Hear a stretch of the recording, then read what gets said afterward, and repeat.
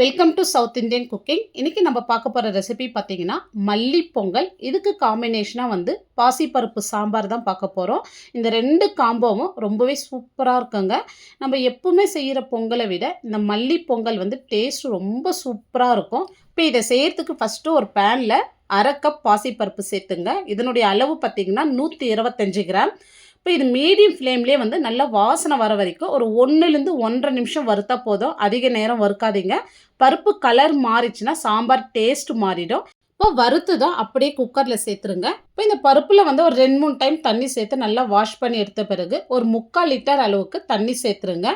இப்போ மீடியம் சைஸில் ஒரு 3 தக்காளி எடுத்துருக்கேன். இந்த மாதிரி ரஃப்பாக கட் பண்ணிவிட்டு சேர்த்துருங்க. இப்போ இதோட ஒரு 6லேருந்து 7 சின்ன வெங்காயம் சேர்த்துக்கலாம். எப்பவுமே பாசிப்பருப்பு சாம்பாருக்கெலாம் வெங்காயம் பருப்பில் அதிகம் சேர்க்காதீங்க. இந்த அளவுக்கு தான் சேர்க்கணும். அப்போ தான் சாம்பார் டேஸ்ட் நல்லாயிருக்கும். இப்போ பூண்டு ஒரு 10லேருந்து 12 பல் பூண்டு சேர்த்துக்கலாம். இப்போ நான் வீட்லேயே அரைச்ச சாம்பார் பொடி ஒரு 2 ஸ்பூன் அளவுக்கு சேர்த்துக்கிறேன். நீங்கள் கடையில் வாங்கின சாம்பார் பொடியாக இருந்தாலும் சேர்த்துக்குங்க. ஒரு 1/4 ஸ்பூன் சீரகம், கொஞ்சமாக பெருங்காயம் சேர்த்துங்க. ஏன்னா நம்ம அப்புறமா தாளிப்புலையும் கொஞ்சமாக சேர்ப்போம். இப்போ கொஞ்சமாக கொத்தமல்லி சேர்த்துடலாம். இப்போ இது கூடவே ஒரு 1/4 ஸ்பூன் அளவுக்கு குக்கிங் ஆயில் சேர்த்துட்டு நல்லா கலந்து விட்டுங்க.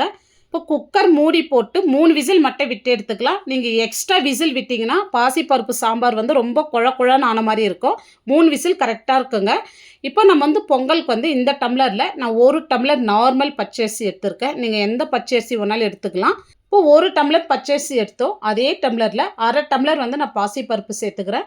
இந்த அளவுக்கு பருப்பு சேர்த்தால் தான் பொங்கல் ரொம்ப டேஸ்ட்டாக இருக்கும். இப்போ இதில் தண்ணி சேர்த்துட்டு ஒரு 2-3 டைம் நல்லா வாஷ் பண்ணிவிட்டு இது ஒரு 10 நிமிஷத்துக்கு மட்டும் ஊறினா போதுங்க. ஒரு 10 நிமிஷம் இதை ஊறட்டும்.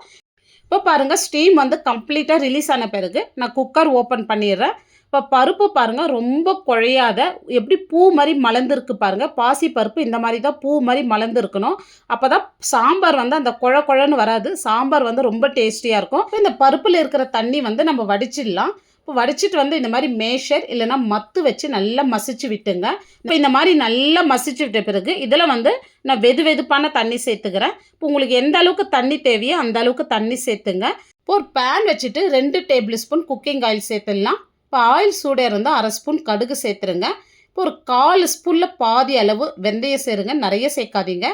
இப்போ பாருங்கள், ஒரு 2 பச்சை மிளகாய் கீரி வச்சுருக்கேன். ஒரு 3 காஞ்ச மிளகாய், கொஞ்சமாக கருவேப்பிலை சேர்த்துருக்கேன். இப்போ 1/2 ஸ்பூன் சீரகம் சேர்த்துட்டு கொஞ்சமாக பெருங்காயம் சேர்த்துங்க. ஆல்ரெடி நம்ம பெருங்காயம் சேர்த்துருக்கோம். ஒரு 100 கிராம் சின்ன வெங்காயம் இந்த மாதிரி ரஃப்பாக கட் பண்ணிவிட்டு சேர்த்துங்க. நீங்கள் அப்படியே சேர்க்குறதா இருந்தாலும் சேர்த்துக்கலாங்க. இப்போ நான் கட் பண்ணிவிட்டு சேர்த்துருக்கேன். இப்போ வெங்காயம் பாருங்கள், இந்த அளவுக்கு நல்லா வதங்கி வந்திருக்கு. இந்த அளவுக்கு வதங்கினா போதும் சாம்பாருக்கெல்லாம். இப்போ நம்ம மசிச்சு வச்ச பருப்பு சேர்த்துடலாம். இப்போ இதிலே கொஞ்சமாக வெதுப்பான தண்ணி சேர்த்துருங்க. இப்போ இந்த சாம்பாருக்கு தேவையான அளவு உப்பு சேர்த்துட்டு நல்லா கலந்து விட்டுங்க. இப்போ நான் 125 கிராம் பருப்புக்கு 3 மீடியம் சைஸ் தக்காளி சேர்த்துருக்கேன். இது கரெக்டாக இருக்கும் புளிப்பு. நீங்கள் புளி சேர்க்குறவங்களா இருந்தால் ஒரு சின்ன நெல்லிக்காய் சைஸ் புளி எடுத்து கரைச்சி ஒரு 2 ஸ்பூன் அளவுக்கு மட்டும் புளி தண்ணி சேர்த்துங்க. நிறைய சேர்த்திங்கன்னா சாம்பார் டேஸ்ட் மாறிடும். இப்போ பாருங்கள், லைட்டாக கொதி வருது. இப்போ கொதி வர சொல்ல நம்ம பொடியாக நறுக்குன கொத்தமல்லி சேர்த்துடலாம். இப்போ பாருங்கள், பாசிப்பருப்பு சாம்பார் ரொம்ப டேஸ்டியாக பண்ணியிருக்கோம். இதே மெத்தடில் நீங்கள் செஞ்சிங்கன்னா உங்கள் சாம்பார் ரொம்ப டேஸ்ட்டாக இருக்குங்க. இப்போ ஒரு மிக்ஸி ஜார் எடுத்துங்க. இப்போ இதில் நல்லா 1 கட்டு அளவு நான் கொத்தமல்லி சேர்த்துக்கிறேன்.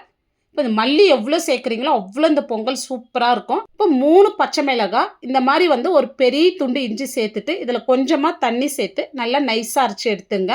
இப்போ நம்ம ஊற வச்ச அரிசி தண்ணி வடிச்சிட்டு அப்படியே குக்கரில் சேர்த்துடலாம். இப்போ குக்கரில் சேர்த்துட்டு நம்ம எந்த டம்ளரில் அரிசி எடுத்தோமோ அதே டம்ளரில் 1க்கு 3.5 டம்ளர் தண்ணி சேர்த்துங்க. பருப்பு நம்மளுக்கு கணக்கு இல்லை, அரிசி மட்டும்தான் நம்மளுக்கு கணக்கு. இப்போ நம்ம அரைச்ச மல்லி பேஸ்ட் இதோடு சேர்த்துடலாம். இப்போ இது கூடவே ஒரு 2 ஸ்பூன் அளவுக்கு நம்ம நெய் சேர்த்துக்கலாம். இப்போ 1 ஸ்பூன் சீரகம் சேர்த்துங்க. இப்போ இதுக்கு தேவையான அளவு நம்ம உப்பு சேர்த்துட்டு நல்லா கலந்து விட்டுங்க. இப்போ குக்கர் மூடி போட்டு 3லேருந்து 4 விசில் மட்டும் விட்டு எடுத்துக்கலாம். ஆல்ரெடி இப்போ அரிசி 10 நிமிஷமாக நம்ம ஊற வச்சு சேர்த்துருக்கோம். 4 விசில் கரெக்டாக இருக்கும். இப்போ கம்ப்ளீட்டாக ஸ்டீம் ரிலீஸ் ஆன பிறகு குக்கர் ஓப்பன் பண்ணிடலாம். இப்போ 1 டம்ளர் அரிசிக்கு 3 டம்ளர் தண்ணி வச்சோம். இப்போ தண்ணியோட அளவு கரெக்டாக இருக்குது. பொங்கல் பாருங்கள் எவ்வளோ தலன்னு இருக்குது. இப்போ உங்களுக்கு இந்த இடத்துல கொஞ்சம் கட்டியாக இருக்கிற மாதிரி இருந்தால் நல்லா சூடான தண்ணி சேர்த்து மிக்ஸ் பண்ணி விட்டுங்க. இப்போ எனக்கு கரெக்டாக இருக்குது பாருங்கள்.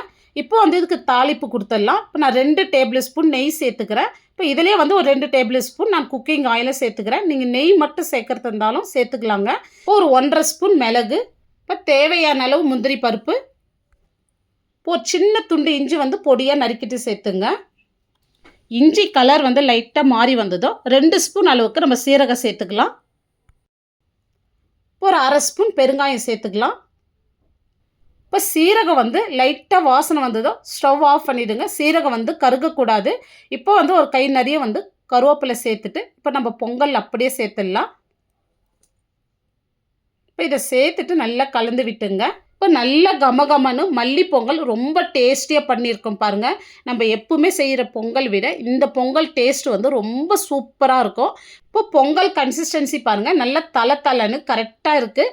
பாசிப்பருப்பு சாம்பாரோட இந்த பொங்கல் சாப்பிட சொல்ல ரொம்ப டேஸ்டியாக இருக்கும். இந்த வீடியோ உங்களுக்கு பிடிச்சிருந்தா கண்டிப்பாக நீங்கள் ஒரு முறை செஞ்சு பாருங்கள். செஞ்சு பார்த்துட்டு எப்படி வந்ததுன்னு உங்களுடைய ஃபீட்பேக்கை கமெண்ட்ஸில் சொல்லுங்கள். லைக் பண்ணுங்கள், ஷேர் பண்ணுங்கள்.